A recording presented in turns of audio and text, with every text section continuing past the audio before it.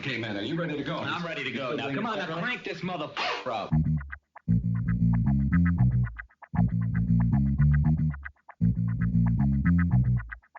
Break it down like this.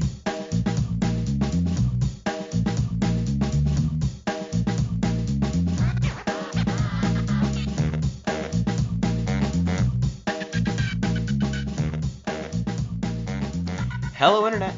Gino, that Pinguino Grieco here again with another episode of Deep Listens, and today we're going clubbing. We played Afterparty, the adventure game that puts you in hell with two recent college grads who need to drink their way out of hell to defeat the devil. And I mean, it's basically a fiddle contest, but with alcoholism. And joining me to talk about this game, as always, is Pete Busby. Hey, Pete. Hey, what's going on? The golden fiddle actually shows up in this game, too. It's like a statue you can look at.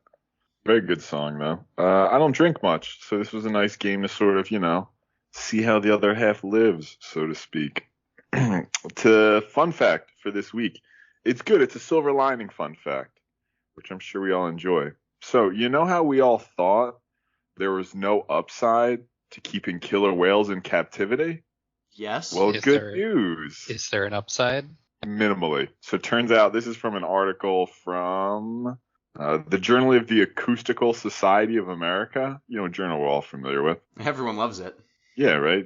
Chill read. Here's the title. Differences in acoustic features of vocalizations produced by killer whales cross-socialized with bottlenose dolphins. So, total clickbait. But the point of the article is basically that killer whales can eventually learn to speak dolphin. Huh. So their vocalizations will get higher. There will be sort of a higher frequency of clicks, and sort of it gets closer and closer to dolphin. And there are also documented cases of killer whales learning vocalizations that were only taught to the dolphins.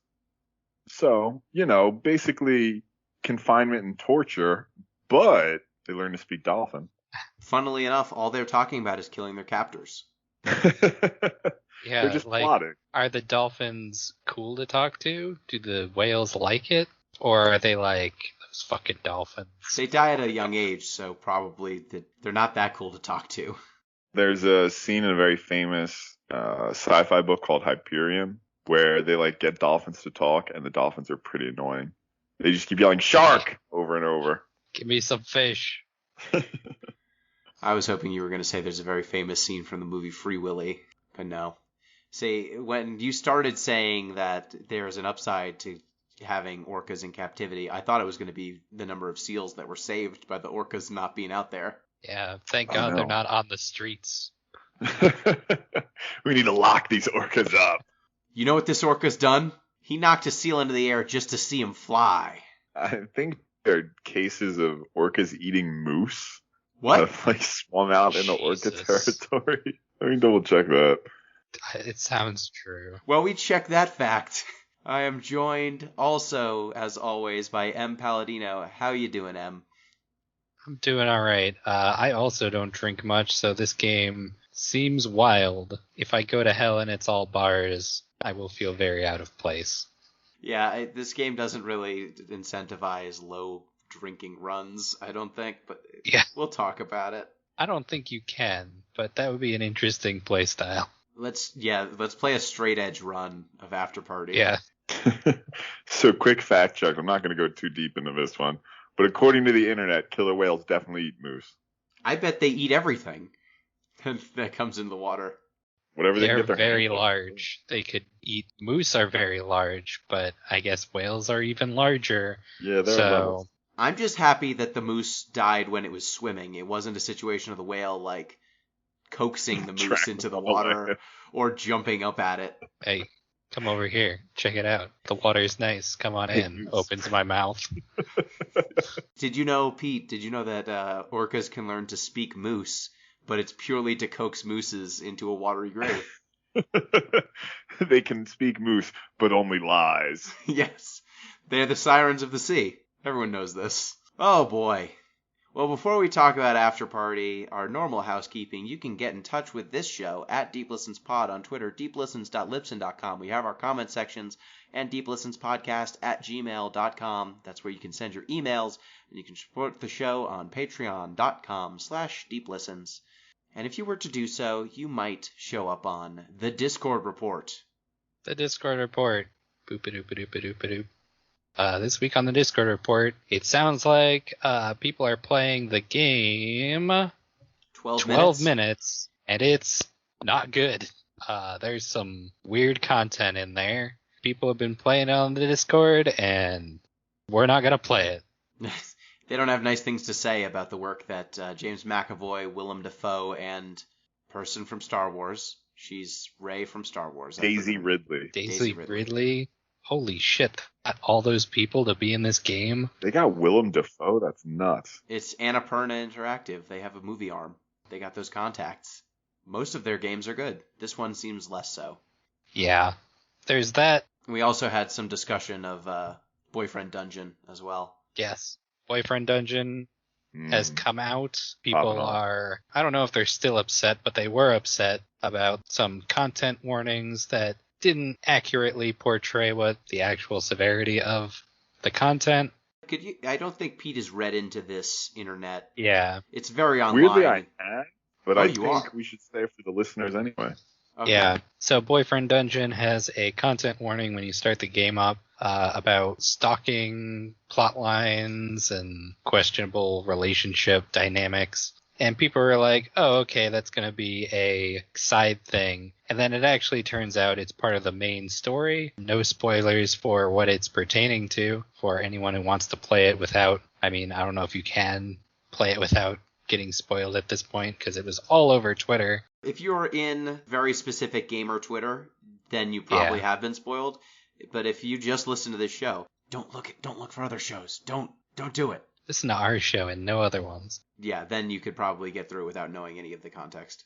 Yes. So if those are triggering for you, you should probably look into the game some more before you spend any money on it. People's concerns were that it wasn't conveyed on the store page, and I don't know, it seems overblown. I think it's worked its way out of its system on game Twitter by now. I haven't seen anything about it lately. Yeah, it seems like it was a tempest in a teapot because it was a game that was... Pete, why don't you give your take first before I give mine? Yeah, sure. I'm okay with people sort of complaining about an inaccurate trigger warning. Mm-hmm. Like, I think you can be like, okay, like they should have been a little bit more specific. My issue is that this has seemed to have been taken a step further where there's a suggestion that no, how do I want to phrase, problematic isn't a great word. It's a problematic word, but let's just use it anyway. No problematic relationship dynamics should be portrayed at all. Yeah. And I draw the line there, right? You can't just sort of make a blanket statement that because things are unsavory, they shouldn't be included in art and culture. I don't know how many people are actually saying you shouldn't be portraying, like, messy relationships, but that's not the takeaway here. That's not a good defensible position, and I can tell you this, Em, if you want to scroll through, like, responses to Kit Fox games, you can find some people making that argument, but that's Twitter. You can find people making a lot of bad arguments. Oh, sure do. If you all the scroll time. long enough and you click on these contain explicit words, if you click on that little button. Do you want to see the other replies to this that we've hidden from you? Yeah, if you click show me the garbage, you will find the garbage. But yeah, I mean, for me, it feels a little bit disproportionate just because this was a game that went out of its way to have a trigger warning at all and, like, disabled some other potential, like, they built in some features to, like, disable triggering content where it was more minor. And so it feels like a game that kind of bent over backwards to try to be as friendly as possible while still broaching a difficult topic. And it still was just like, nah, you can't it's not like it didn't have a warning at the beginning about the content. It just was not, I guess, robust enough or effusive enough or explicit enough. And I don't know. Like, there's a lot of games that come out with no warnings at all and don't get this amount of blowback. And it just feels like because this was a very tuned-in developer who was listening to feedback over a long term, this game has been in development for years, and they have courted a more diverse audience than most indie games. Like, they actively courted, they've advertised like LGBTQ plus relationships in this game, and that was part of the pitch from the start. Because they have been more sensitive and had their ears more open, they have gotten more pushback than a game that just, Kojima just puts games out there with characters who have bombs inside of their wombs, and that's just a thing that happens with no content warnings. People put games like 12 minutes out into the world with no warning. Yeah, not to say that Kojima did not get pushback for that, but Yeah. It was not, it didn't stop people from playing whichever frickin' Metal Gear game that was. Could have been any of them, honestly. Who's to say it wasn't all of them? So yeah, we might be checking out Boyfriend Dungeon in the future. I'm sure we'll talk about it if we go that route. I know I wanted to play it, so. Yep, I do too at some point. Other news from the Discord. We did it. We got Gino to play Final Fantasy XIV a little bit so far. Yay! We were working on that. Yay! I was bored for a minute, and I thought, what if I got addicted to black tar heroin? I had like 5 minutes to kill. There are worse things. I was like, I've got a little bit of time before I have to be somewhere. What if I installed this thing? And what do you think so far? It's fine so far. I made... Em, what do you think of my character that I made and showed to you? Gino has chosen the worst possible choice of features for his character. He has chosen to be a Lalafell. This is a baby. Which is, if you are unfamiliar with Final Fantasy races, a small person about like 2-3 feet tall. It's a potato shaped like baby. Potato. Yes, exactly. And he has given him a pompadour and a mustache. So he looks like a little pervert. Like a little 3-foot-high potato greaser? Yeah, that's what I was going for. What are you doing? Yeah. Gino? He's got blue on both of his cheeks for his fallen homies, and then he's got a little black flower tattoo on one side. He's got earrings. His pompadour is black, but his sides are gray because, he's aging gracefully. Got a white mustache. Yeah, he's certainly a character. His name is Tiny Bones. Yeah. And, my play style is a little bit more serious. I respect Gino's right to choose his own. No, you don't have to respect Gino's right to do anything. Tiny Bones is friends to all. I gotta say, it is very appropriate when you drove me around in your frickin' hot rod with Tiny Bones with his pompadour sticking out the front.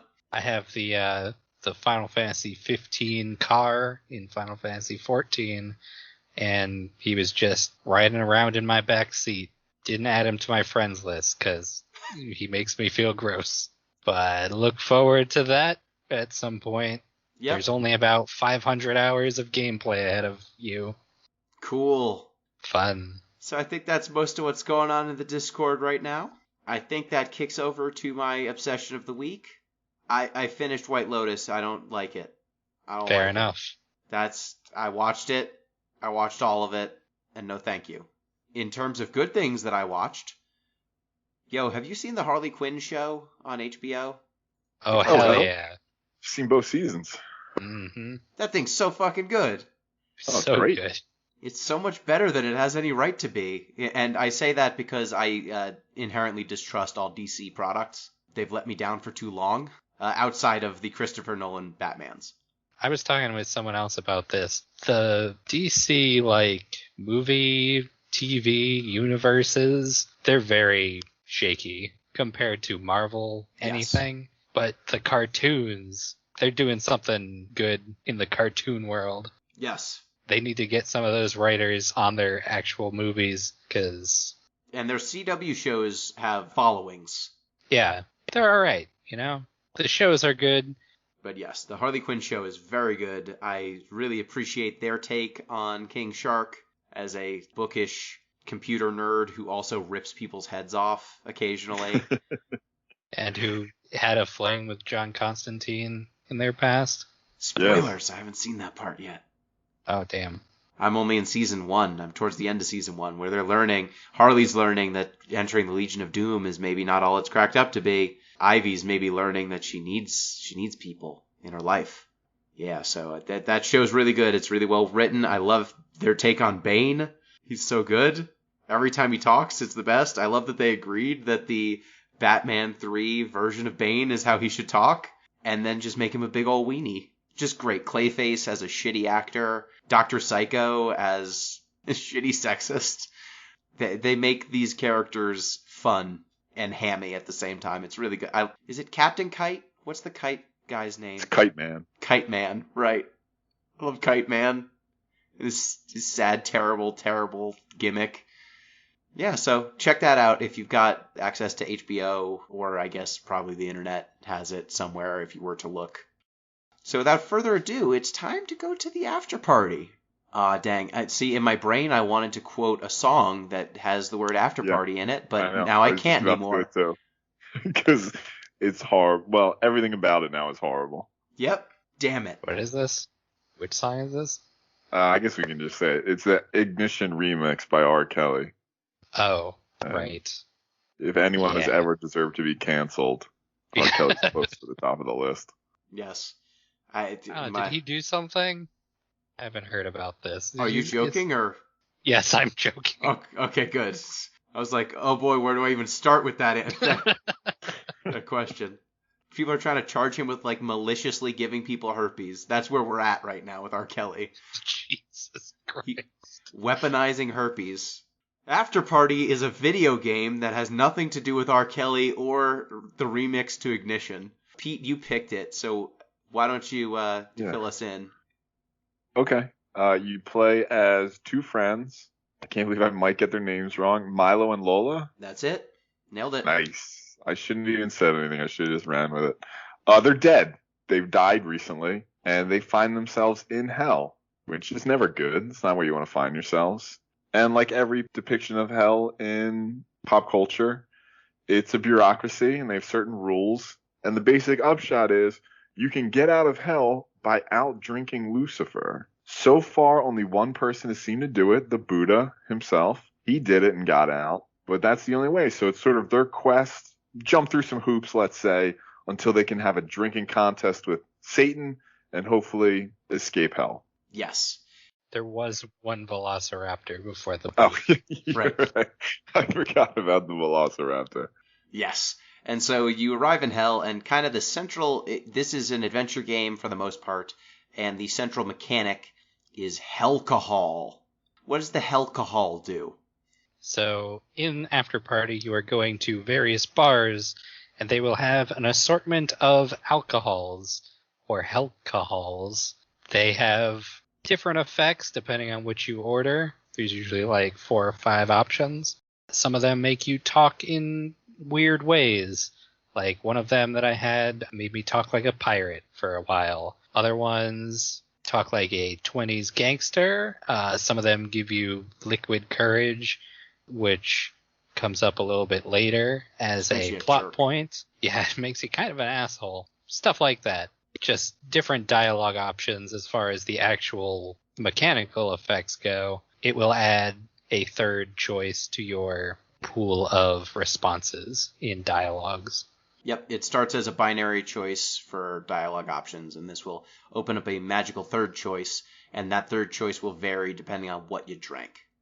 Yeah. Yes. Can I ask a question? Yes. Mm-hmm. So I couldn't necessarily come up with whether or not there was a correlation, but the speech bubbles, when the demons are talking, are different colors, and those colors correspond to like your additional speech bubbles depending on what you drink. So maybe liquid courage is orange, whereas like becoming real sappy and emotional is green. Was there any correlation between what would be most effective to speak with those demons and the color of their speech bubble?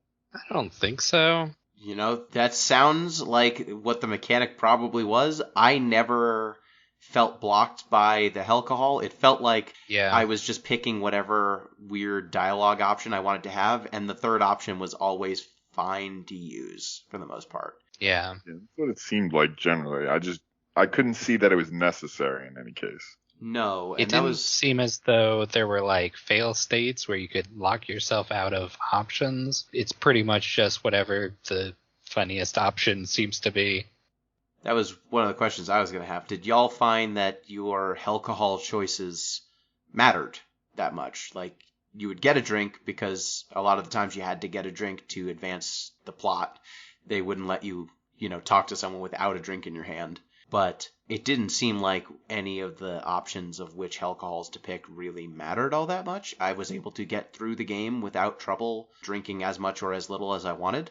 Pete or M, did you ever you never got stopped by picking the wrong thing or something? It seems like all of the roads lead back to the right path. So it just depends on like what you want to see in the story. Like if you want to talk like a pirate. I'm honestly not sure if you can lose the game. Yeah, Like I at don't all. think so. I don't think so. There are 2 endings that I looked up. Yeah. I got one of them and then looked up the other. And it Yeah. seems like all roads lead to one of those 2 endings. Yeah, that's kind of disappointing. Yeah, because the game. So this game was made by Night School Studios, the same studio that made Oxenfree, which we played just a few weeks ago. It, I think, suffers from some of the same things that we said about Oxenfree. Times where you'll start dialogue and then walk too far and then the dialogue will cut off because you accidentally triggered another piece of dialogue, or you start talking and you get a dialogue option to respond, but if you respond, you will cut off the person who's talking, and so you kind of have to time your entry so that you hear what you want to hear without cutting off what the person was saying, and it led to some stilted exposition at points for me. I don't know if you both experienced that the same way. And the reason I was thinking of it was early on in the game, one of the characters that you meet says, let's just save some of the exposition for another playthrough, implying that I'd want to play through this multiple times. And the fact that all roads seem to lead to one of 2 endings made me want to not do that. No, there's not much in terms of replay value. There's actually a lot of sort of fourth wall breaking throughout the game, which is like funny winks and nods, but like, I don't know, sort of messes with the metaphysics of the whole thing. Mm-hmm. There's like some different things you can do. Like there are options for like who gets you into this certain party and where you go with certain storylines. But overall, I don't think there's much reason to play through more than once, unless you're going for like achievements, which who's doing that nowadays? Someone has to be. I guess. Not us. Yeah, definitely not us. We are lucky to play a game once. But yeah, I looked up the second playthrough, and it seems like there's some different stuff that you can do, depending on who you go for your ticket into Satan's party. There's like 2 different branches, but either way you're going to get in. There's going to be very little ways of fucking it up from what I've seen, and the end result is basically it's a Mass Effect 3 situation where all the choices you've made up to the end don't really matter, and it only matters what you choose at the last possible moment. Yep, literally the last possible moment. Yeah. Yeah, a lot of the game, so as Pete said at the outset, there are 2 protagonists here. There's Milo and Lola, and they are kind of a couple. They are not a couple romantically. They are best friends that are inseparable. Yeah, they're a package deal. Yes. And the game makes a comment on it when you first arrive in Hell that instead of being judged separately, they are to be sentenced together for their punishments in Hell. And when you first get to Hell, you meet Sam, who's a psychopomp, which is basically a Hell cab driver. And she drives you around. She's kind of your primary point of contact in Hell. She's a demon, and she drives you around in her fancy lava car. And you also meet Sister Mary Wormhorn, who is a personal demon of both of you. So most people have a personal demon assigned to them. Milo and Lola are a package deal, so they get one personal demon for both of them, which raises questions about why they're so special that the game isn't really that interested in answering. I didn't find in my run. No, the game is barely interested in explaining why they deserve to end up in hell in the first place. Yeah, it also doesn't go there. They're just kids. They don't seem like they have done anything like they're murderers that you run into. People who seem to be much more deserving of eternity in hell. But they're just like, yeah, we were just partying and now we are here and we don't know why. I mean, they do at the outset when you're like supposed to get sentenced for your time in hell. They do have some characters who are like, this guy didn't return a library book. You're sentenced to having your legs chopped off every day. Ah ha ha. So they do have some little thing at the very beginning that's like, oh, it turns out even little things get you sent to hell.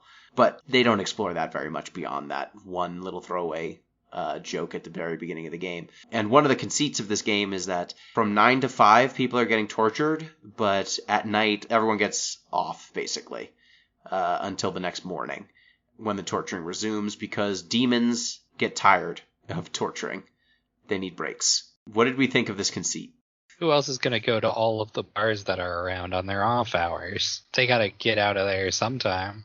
Yeah, and the people are being tortured, and then they hang out with the demons who torture them, because, it's not personal. Yeah, it's just a job, It's a living. It was very Flintstones-esque. There's like a weird sort of amalgamation of mythologies going on.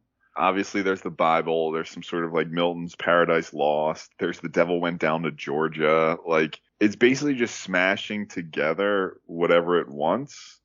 Which, like, I guess makes sense in a way that, like, all these traditions have sort of glanced at hell, but none of them have ever, like, really understood what it is.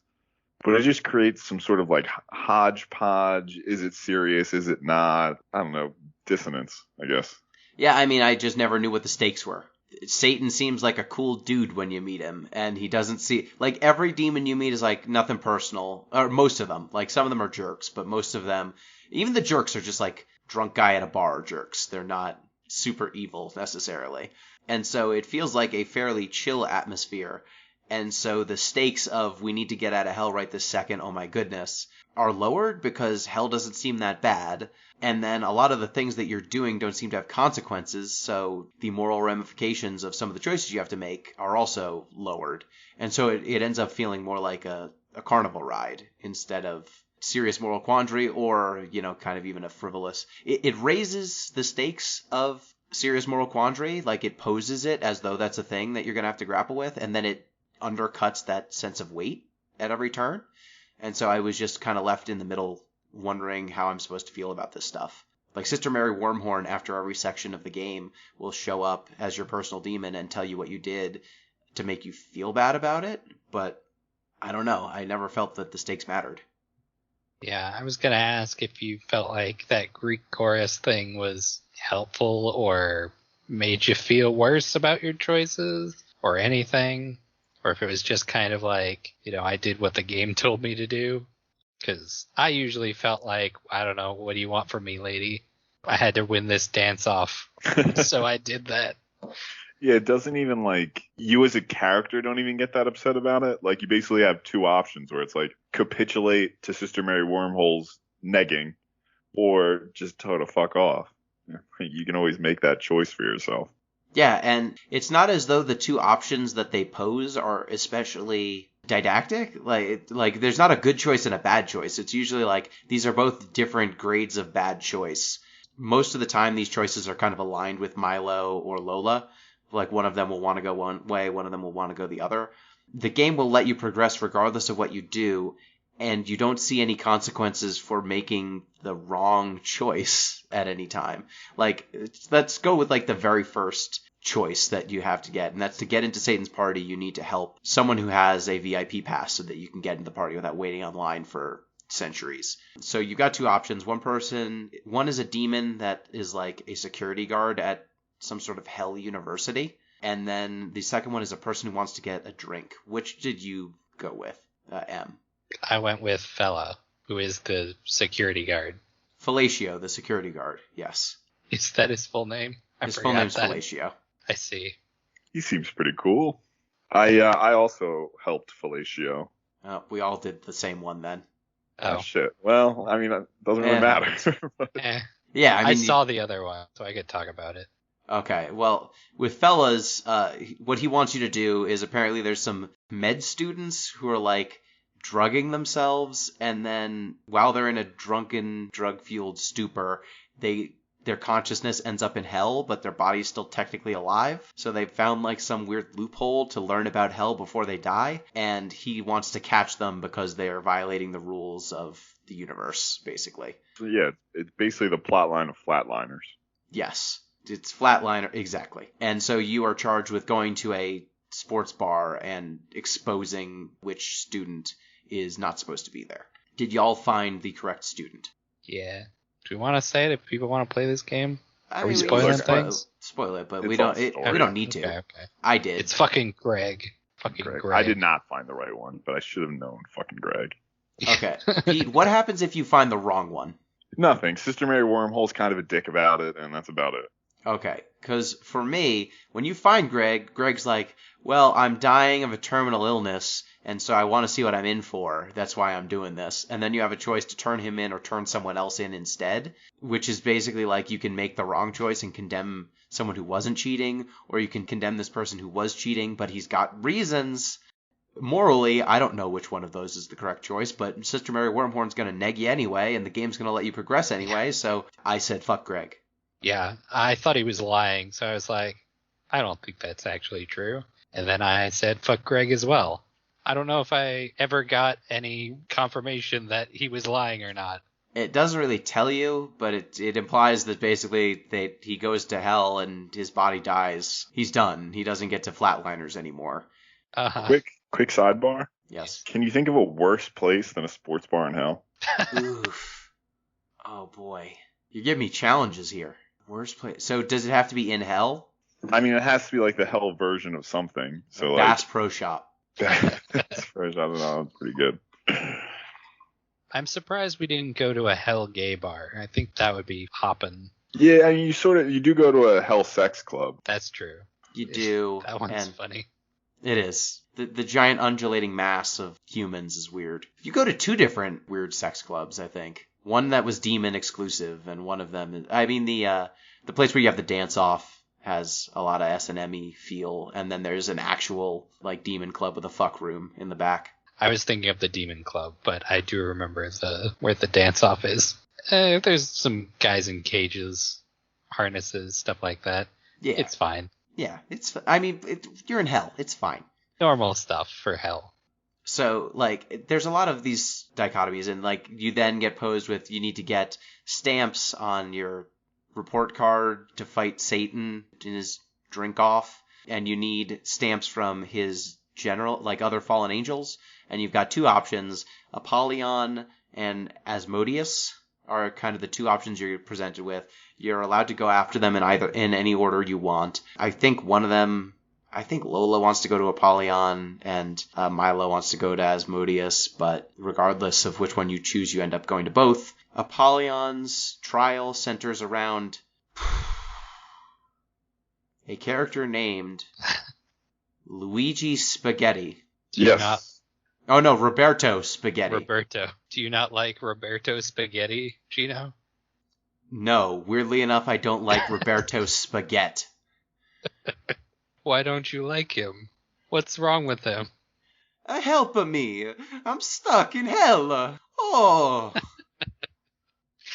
I didn't do nothing! He's a little bit of a caricature.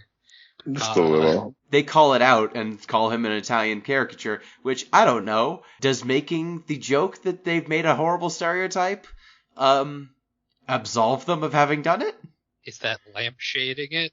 I feel like at this point, Italians can be made fun of a little. Oh, I understand. So. I'll permit it. Did you fix his hair? I fixed his hair. Yes, of course I did. Roberto. Yeah, yes. She's like, oh, my poor mother. Oh, right. She would not want me to stand trial in front of St. Peter with his hair. You know, video games have a long history of Italian stereotypes now that I think about it. That's a good Yahoo! one. Wow! Yeah, Oh, he's... boy.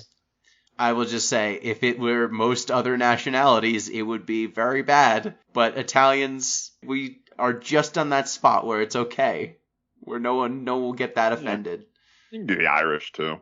Yep, you could do the Irish, you could do the Italian. You need someone who's just different enough from the hegemony to be noticeably a caricature, but also not enough of a backing to where you'll get a terrible backlash if you do it. Italians and Irish tend to be just punching even or up enough that it's okay.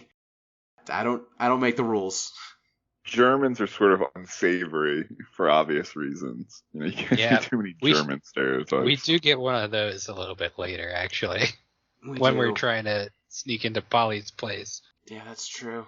Yeah, Roberto Spaghetti is funny. He's one bit. I mean, it's one note. He's basically, what is that Italian Elon Musk? What? You've ever seen that tweet? The tweet of Italian Elon Musk? I'm making the cars. I don't pay the employees. Ooh-ah. He has one other funny bit later on where he gets set on fire. Yes. That's funny too. Or the Italian Harry Potter, Giuseppe Stromboli. I send the calzone into space. I don't pay the taxes. Yeah. That's Italian Elon Musk. So, those tweets that you've probably seen at some point in your life, listener, are about the quality of Roberto Spaghetti. If you liked those bits, this'll work on you. Yeah, so Apollyon wants you to basically throw Roberto's trial, and if you talk to Roberto and let him know that it's you before you try to throw the trial, he's not thrilled. He's like, friends, I can't help but think that you are trying to get me sent to hell, and that's very uncool. And so what did people do? Did you throw the trial? I sent him straight to hell. I was like, Apollyon knows more than I do. Yeah, she seems like she's got something going on behind the scenes, which you are suspicious of. I also sentenced him to hell. I also sentenced him to hell because that's where bad stereotypes deserve to go. His poor mother, though. Mama, why?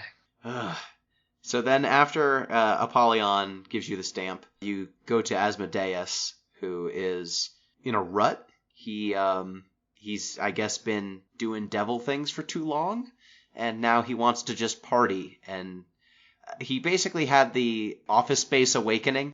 He's just kind of dicking around now. Yeah, fair. It's a good comparison. And he's missing his wife, the Behemoth. They've been separated for who knows how long. For him, your options are beat him in a dance contest, which is a rhythm game, kind of like Simon Says, but with a little bit of a timer to it, and reuniting him with the Behemoth. What did folks decide to do? I went dance contest. I thought it would just be easier. Yeah, it is easier. I also went dance contest. And then I saw someone who played through. It takes 3 times as long if you want to hook them back up. I did. I hooked them back up because the Behemoth deserves happiness. It turns out if you put them back together, they immediately start fighting because their relationship was toxic. Oh, fun. They get back together, though. The Behemoth's like, you never appreciated that I wanted to have a career. And he's like, just chill out, babe. And yeah, it's clear that it's not going to work out long term. But darn those star-crossed lovers. Just had to help them out. Gets you the stamp, so whatever. He asks you to throw the dance contest so that you can look good in front of his wife. Yeah, I'll impress her. Sure. Yep. Yeah, so I took a dive.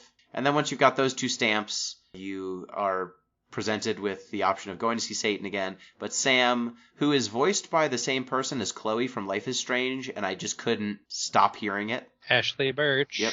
I really like Ashley Birch. She is in pretty much everything nowadays. Yes. And all of her characters are the same.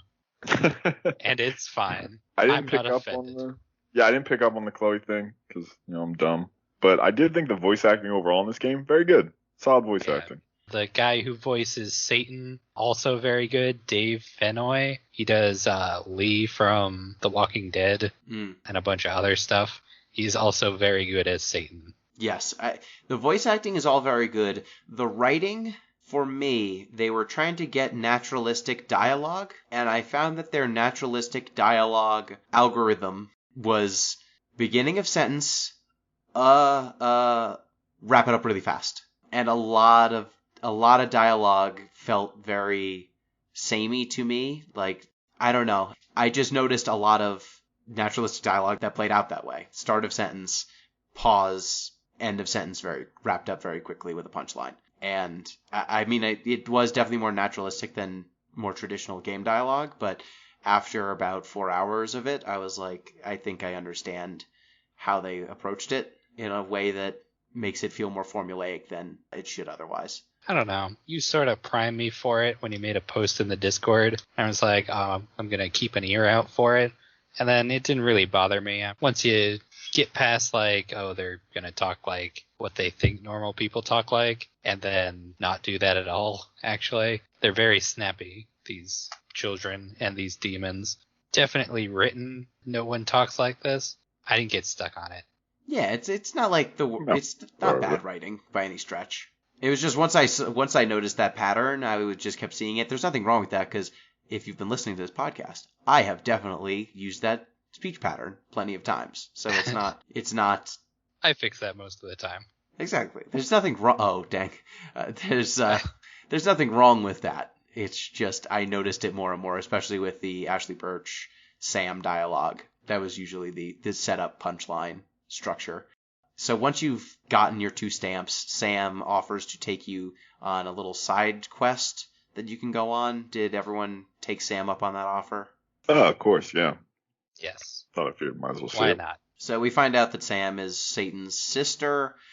In the battle with Heaven, she basically didn't pick a side, and not picking a side, God was like, no, if you don't pick a side, then you get cast out. And then after she got to hell, she tried to make a church for people to worship in hell because even those who are condemned should have a relationship with God. And Satan was like, nah, you ride with me or you ride with no one, and made her a psychopomp instead. Sam really didn't read the room on that one. That was a bad call. Yeah, not picking a side ever. The messaging is solid. Centrists get sent to hell, just like the Nazis. Yes, pick a side. It's literally a battle between good and evil. You gotta pick a side. Sorry.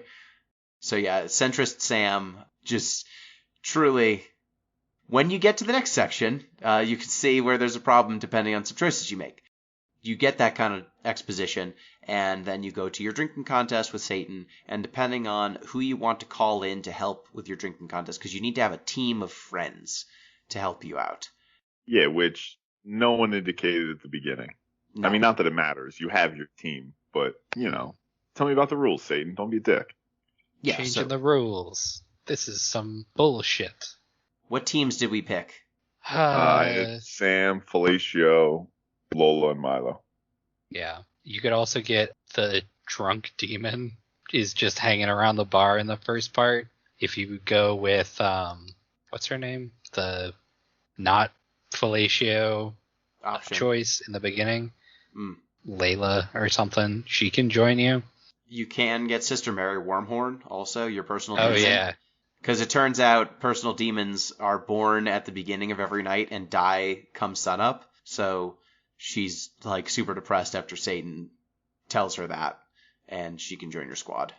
So did you get that girl's number from Milo? Eliza? I guess. Yeah, I forgot her name. I did Yeah. I did. Whatever happens with that, does that ever come back around? I mean, she texts you a few times, Yeah. but I don't There's think no you can, meetup? I don't think so. Yeah, okay. I don't think you can call her in for your drinking game. It just seemed like Milo needed a little human touch, so to speak. Yeah. Yeah, and throughout the game they are trying to delve into who Milo and Lola are. Like, Milo is a child of immigrants who has to work at a store because his family's business is failing, and he's got a dad who, like, doesn't appreciate his free spirit. And then Lola is in, like, her dad, I think, is remarried, and she doesn't get along with her stepsisters because they're very Christian and traditional, and she wants to be a glass ceiling breaking CEO, and so that's their trauma. And I didn't find any of the Sister Mary Wormhorn torturing you segments all that compelling. I mostly wanted to get through them very fast. How did y'all feel? It's mostly there for exposition to give some more interiority to the characters. Sometimes there's like a mini game, like when you have to dunk Sister Mary Wormhorn, but overall nothing that happens in there matters to the actual story. It's also just like the Greek chorus thing, again, judging what choices you made and giving you shit regardless of what you did. So it's just a thing that happens sometimes. Yeah, and you need to keep going through it until it stops. Yeah. So once you get to the end of the game, you get a choice of your squad. I picked Sam and Apollyon. And so it's 2 rounds against Satan. First round is you play beer pong, where each of your characters on your squad take a turn throwing a ball at cups. Depending on who you pick, some people will play, some people will not. So if you pick Sam, she will stay true neutral. Oh, I guess before we even go into that, It's important to know why they're not playing. yeah, so Apollyon, it turns out what Apollyon is doing is trying to stage an intervention for Satan because Satan is an alcoholic. And who is our interventionist? Roberto Spaghetti, if he's still in hell. Roberto Spaghetti. The world's foremost intervention expert. Yes. So- Yes, he is. So if he gets sent to heaven, does he not show up for this part? I would Is he guess. just gone? I don't would know. guess. But Roberto, Yeah, I don't know. Satan, you drink too much.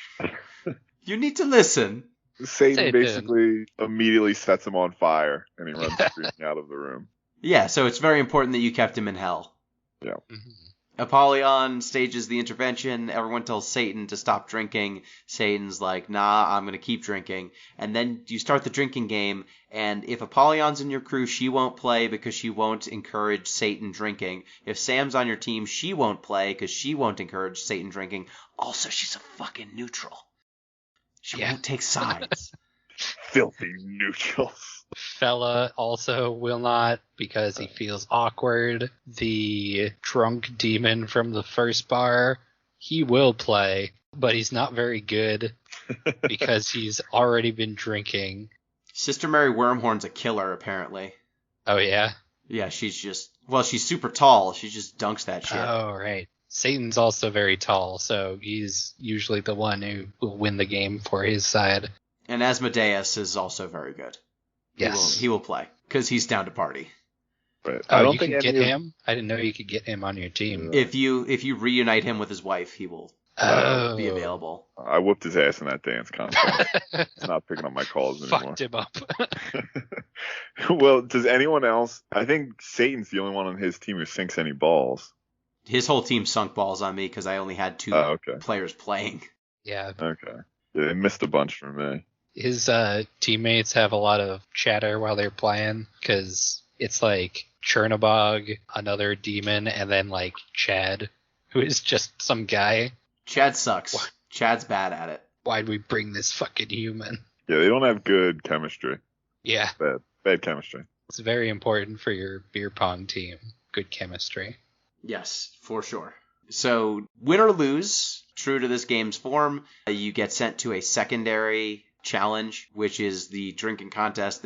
Throughout the game, they will give you the stack cup game. I found the controls frustrating at best of the stack cup game. It's supposed to be. Yeah, you're supposed to get progressively more drunk, and it gets more difficult the more drunk you get. The only saving grace of the minigame is, yet again, the results don't matter. Yes. Is this an actual game people play? Like stacking shot glasses? I think only as like a record for the drinks you've drunk. Like, I don't think the stacking's the point. Huh. No, and it's Like, not. it just- it's not It a makes height me think thing. of Indiana Jones, Yeah. where they have the drinking contest. Like, nobody gives a shit if the glasses are stacked. Also, you're not usually like having a meter go back and forth to stack them. Unless you're really drunk, in which case you should stop. Please stop. If you see the meter, you've had enough. But yeah, like this section, again, Satan, no matter how many times you play. So you can choose not to play. The only way to lose this game is to choose. I shouldn't say lose this game. The only way to have Lola and Milo stay in hell is to not play the game or to give up. Satan will give you infinite chances to beat him. If you beat him, you get sent back to Earth, and your whole team gets sent to Earth. So, like, Sam's there for me, and Apollyon are just chilling on Earth. It's weird. Which also he didn't mention that was part of it, because he just added the team thing later on. Thanks, I guess. Now I got these demons to take care of. Yes. More mouths to feed. And the game implies, like, hey, God's probably not thrilled that we let fallen angels back on Earth. He's not stoked. We're probably going to go back to hell. And if you lose, Satan, like, gets some help with his drinking, and hell's slightly less dysfunctional. And then Sam says maybe there's another way to get you guys out of hell. Here's a question. Yes. if Satan goes to rehab, and then at the end where you are still in hell, you meet up at the bar, does he always fall off the wagon? Or is there like, oh, he's doing good now? Nah, he fell off the wagon for me too after Yeah. about 3 months. Uh-huh. My other big question was should I give a shit that Satan's an alcoholic? Good. Fuck him. He's the devil. Why do I care? Yeah, there's that. There's also do I want a high functioning Satan? I don't think so. It's probably all the things that Beelzebub is asking him for, that Apollyon's you haven't signed for the flaming coffins in weeks, Satan. Do I want that? Genital bees. No, we don't need genital bees. Thank you. Yeah, so again, the game poses you with these moral quandaries, but they're absurd enough and feel low stakes enough that I'm not invested in them. At the end of it, I got an ending and felt okay, that was cool. The end. I don't need to see any more of this. So wait, we all got the they go back to Earth ending? No, I refused to play, and I stayed in hell. And things are also fine. Milo gets a promotion. Yeah. No one's upset. Sam comes in and implies that there will be another game where maybe you can jump. It'll be great. And you're fuck it. Let's get out of here. I don't know how they're going to extend that concept to another game if they actually do it. More power to them. In terms of thesis, what is this game's attitude towards drinking? Because, Satan's obviously an alcoholic, right? It's a serious problem. But accomplishing anything in this game requires getting drunk. So it seems like a very weirdly pro-liquor message. I would say that much of this game simply happens and does not have a larger message. It is here for the jokes and the gags and the goofs, and it is not necessarily trying to say a larger message. I tried not drinking in the first section. I tried not drinking for a while, and then the game wouldn't advance, and then I drank. Maybe if I had just stuck to my straight edge playthrough, I would have found that actually this game has a very anti-alcohol message, but it seems like the game wants you to play around with all of these mechanics that they made, all the different dialogue options and choices. So it seems to have a pro-partying agenda, but then it's got this intervention at the end, but also the intervention itself is a farce. It's too meta, right? It's too many layers down for me to be able to parse it. And what do you think? I was trying to figure this out as well. It seems as though mechanically we need to combine the drinking aspect with all of these partying situations, and if we do not have that, then there is not much of a game. Seems like they're putting the moral question on the back seat, but it is implied that what is happening is because Satan's an alcoholic, he's been partying too much because he has daddy issues, which seems to be going around with a lot of these characters. Yeah. Not really examining it past that. Yeah. There's a lot interlocking things going on that seem to, maybe if it was a longer game, maybe they would explore it some more. But I don't think they needed to do that. It just feels very undecided on what its message wants to be. I never noticed this, but is it possible for you as a player to drink too much? I didn't find that ever happened. I don't think you can. I don't know. I mean, I guess you can down drinks for no purpose and just keep getting more. Yeah. Right, but you won't be penalized for it. No. Doesn't seem like you don't pay for the drinks either. No, they're all free. All the drinks are free, and they're all gross.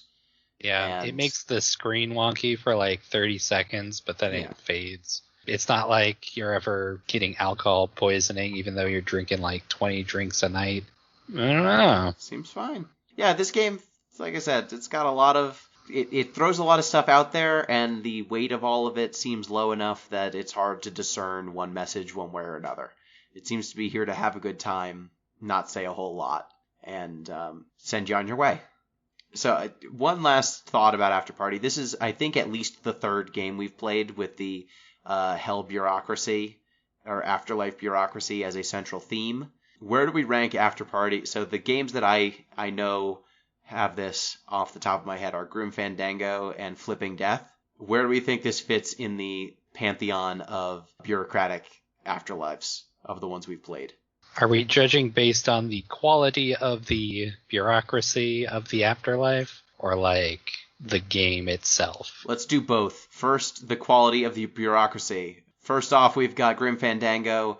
Hell is a long trip, and depending on how good you are as a person, you get a ticket to an express train or some sort of vehicle, or you have to hoof it with just a stick. Flipping Death, you're dead. Death himself kind of is not so great. He's kind of a loser, and you take over for him for a bit, trying to solve people's reasons why they're clinging to life, why ghosts are hanging around. You're solving ghosts' problems so they can move on to the afterlife. And this game, Hell's a frat party. I think your descriptions sort of say it all. I think Grim Fandango is both the best bureaucracy and the best game of the three. Yep. 2 is Flipping Death for both yet again, and Afterparty brings up the rear. Afterparty is kind of a dismal outlook on what hell is like, which I guess is a oxymoron considering it's supposed to be pretty bad. But like I said before, if I go to hell for some reason and it's like all bars and stuff, I'll feel very out of place. Do you guys ever see the movie Wrist Cutters? No. Oh yeah. Oh. Yeah, that. It's sort of, it has Shannon Sussman in it, whom I love. Oh. But it's sort of like this. Like, people kill themselves, mm-hmm. and they just end up in an afterlife that's like the real world, but slightly shittier. Yeah. It's a lot like this. It really sucks. Yeah. This is not as bad as that, I guess. I mean, at least there's, like, things to do in this afterlife, but still not great. No, it's still shitty. Shitty afterlife. And then there's Hellblade, which is not bureaucratic at all, but also has a lot of afterlife. Yeah. So I think with that, we've wrapped up our discussion of Afterparty. It's pretty good. It's worth checking out if you're in for a little adventure game. With it's got some yucks. Writing. You get some laughs in. Yeah, it's got some yucks, got some yums. What else do you want? Do you want a borderline offensive Italian stereotype? It's got you covered. Do you want fun drink names? Bam, got you. Do you want Chloe from Life is Strange if she was a cab driver in hell? Bam, got you. It's got something for everyone. It's all right. It's no Sonic Chronicles: The Dark Brotherhood. But what is? Saw that one coming. So with that, Em, I believe it is now your turn to pick once again. It's my turn. So, the next game we're going to play, this is a game that was in development for like 10 years. It was by a solo developer who released it and found it to be underwhelming in its response. So I'm hoping that we can do what Gino has said is the Deep Listens bump. Is that what we termed it? Oh yeah, the Deep Listens bump. Yeah, everyone knows that. Like what we did for Too Mellow, where he was unheard of, and then we bumped him up, and now he's a big star. Like we did for the BioShock franchise. Exactly. Mass Effect. No one had heard of these things before Deep Listens got there. The second podcast we did was Psychonauts. Now Psychonauts 2 is coming out. Coincidence? I'll let you decide. So the bump only works with games that are like 10 plus years old. Yeah, well, let's see if this works. The game we're going to look at next time is G-String, which is not a pornographic game. I was going to say, despite its name. Misleading. I'm already disappointed. The name is misleading. A lot of the comments that I have seen about it are like, I might have checked this out, but then the name was that, and so I didn't. Honey, why do you have a thing called G-String installed on our computer? Don't worry about it. Relatedly, Gino, do you remember, I think there was a board game, it might have been a video game, but I think it was just called Hot Guys Making Out. I do know that game. We sold it. I don't know, but I tried to find it on Google one time, and I just typed in Hot Guys Making Out. I quickly realized my mistake. Safe search off? Well, yeah, I mean, it's an adult game. I'll have to turn the safe search off to find it. We had that at the store. I never actually played it. It was a tabletop game.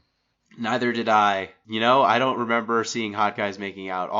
My only board game sales experience was when I tried to sell someone who came in asking for a board game for their very spoiled son what the best board game was. And I said, what you want is Twilight Imperium, the Cadillac of board games. I didn't sell that $300 board game. Surprisingly. Next time, G-String. Yes. What is it? We'll find out. I think it's a shooter. I don't know. We'll find out. Thank you, M. Thank you. I feel like I should have had a drink when we recorded this, but I do not have any alcohol in the house. Good so call. I toast my ginger ale to you. Thank you, Pete. Yeah, I had an unsweetened soy milk. It's about the furthest away from, straight whiskey you can get. Weirdly enough, you're in hell. Thank you, listeners. Reminder, you can get in touch with the show at DeepListensPod on Twitter, deeplistens.libsyn.com. We have our comment sections and deeplistenspodcast@gmail.com. And you can support the show on patreon.com/deeplistens. Till next time, peace.